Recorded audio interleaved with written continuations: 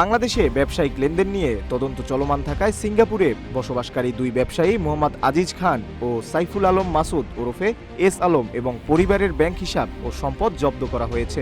যদিও তদন্তের বিষয়ে দুজনই অভিযোগ অস্বীকার করেছেন বলে জানিয়েছে সিঙ্গাপুরের সংবাদ মাধ্যম দ্য স্ট্রেইট টাইমস। বিদ্যুৎ, বন্দর অবকাঠামো, যোগাযোগ ও রিয়েল এস্টেট খাতে ব্যবসা পরিচালনাকারী মোহাম্মদ আজিজ খান সংবাদ মাধ্যমটিকে জানিয়েছেন তার ও তার পরিবারের বিরুদ্ধে কোনো মামলা নেই। তিনি আরো বলেন, আমরা বাংলাদেশের সরকারের যে কোনো অনুসন্ধানকে ভবিষ্যৎ হোক নিরাপদ, বিনিয়োগ হোক বিশ্বস্ত, আর আমার পছন্দ সল্ট বে।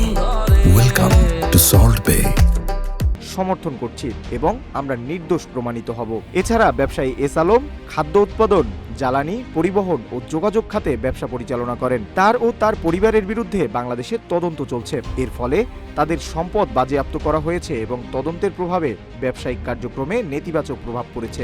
2025 সালের ডিসেম্বর মাসে বাংলাদেশে অনৈতিক অর্থ লেনদেন প্রতিরোধ কমিটি 10টি বড় ব্যবসায়িক গ্রুপের প্রায় 66,000 কোটি টাকা বাজেয়াপ্ত করে। এর মধ্যে সংশ্লিষ্ট ব্যবসায়িক গ্রুপগুলোর সম্পদও অন্তর্ভুক্ত ছিল।